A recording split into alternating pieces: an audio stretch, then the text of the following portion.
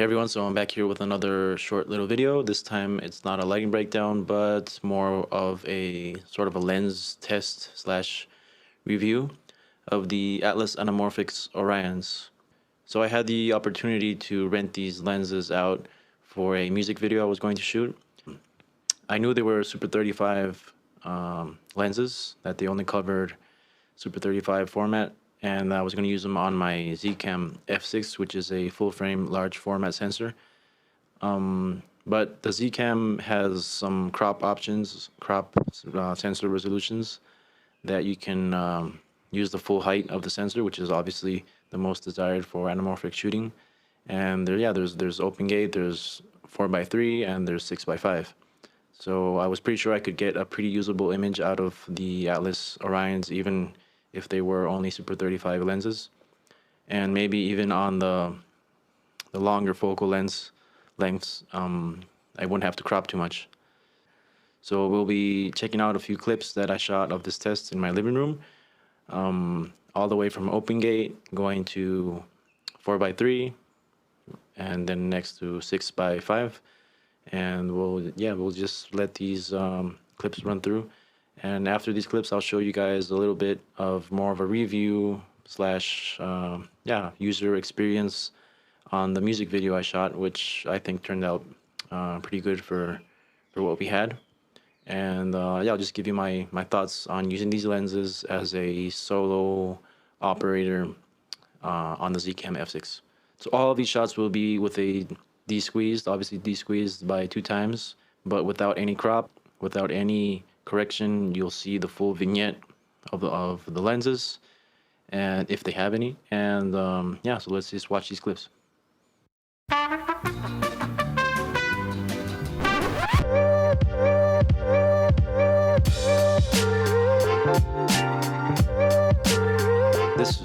This review or test or video is geared more towards obviously people with the Zcam F6, which has all these crop modes. I'm sure you could translate this to maybe the Panasonic S1H, maybe even the Alexa Mini LF, which has a 4x3 sensor, or a crop mode of a 4x3, and any other camera that shoots 4x3 which with a full frame sensor. I guess all these results apply the same.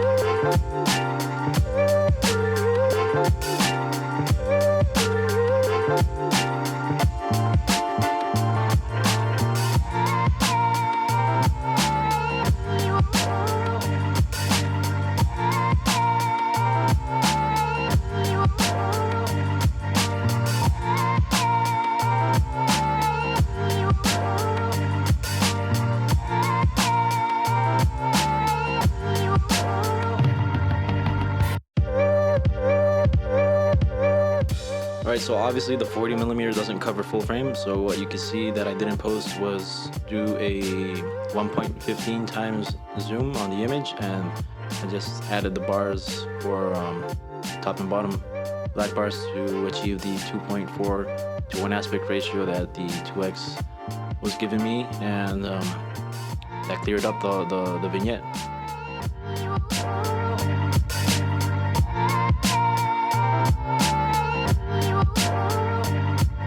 Alright, so the 80mm, as you can see in open gate, it almost covers full sensor in open gate. You can see there's a little bit of vignetting that you could fix up in post, but the easiest thing was just to shoot in 4x3, and it covers completely the 4x3 sensor mode, and obviously it covers the 6x5, which is just a cropped on the sides version of the 4x3. So yeah, the 80mm is perfect for using on full frame sensors with a 4x3 aspect ratio.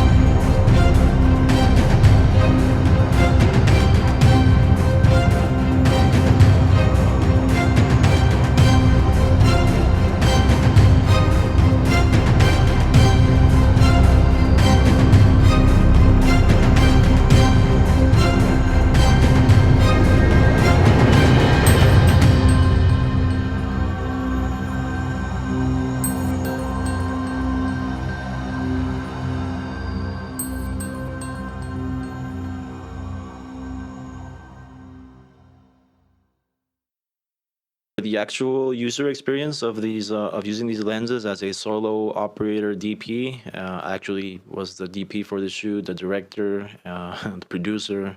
We were like a two-man band. It was my gaffer that I've worked with a few times, and I had an assistant, a production assistant, which was very helpful. But yeah, I was basically the director, DP, operator on the shoot.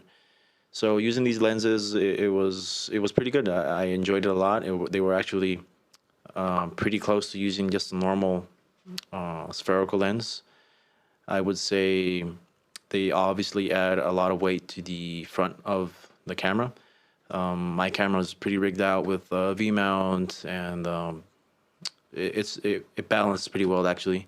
For the shoot, I mostly use my Easy Rig as the support system, so that obviously takes a lot of the weight off of my hands and transfers it to my back. So that obviously makes shooting a little bit easier.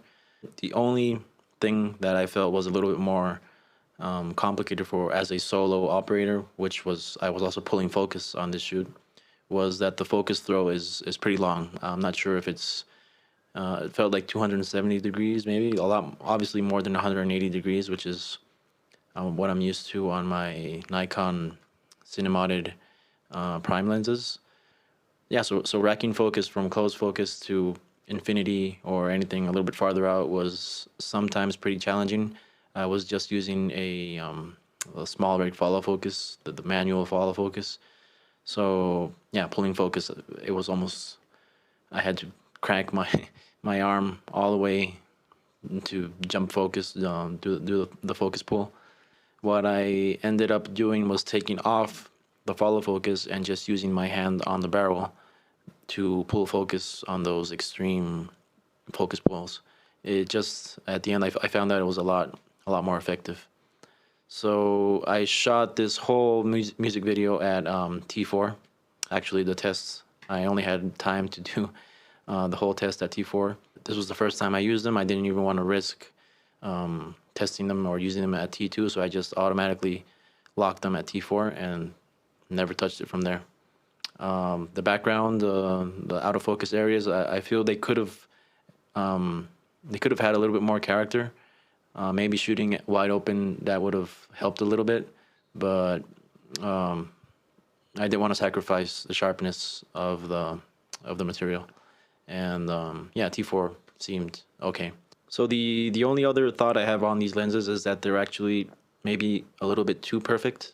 I felt that sometimes, especially on the 40, the wider focal length, I felt that it could use a little bit more character, a little bit more, I guess, imperfections that you would see on other vintage anamorphic lenses with a 2x stretch. The 80mm I feel has a lot more character than the wider ones.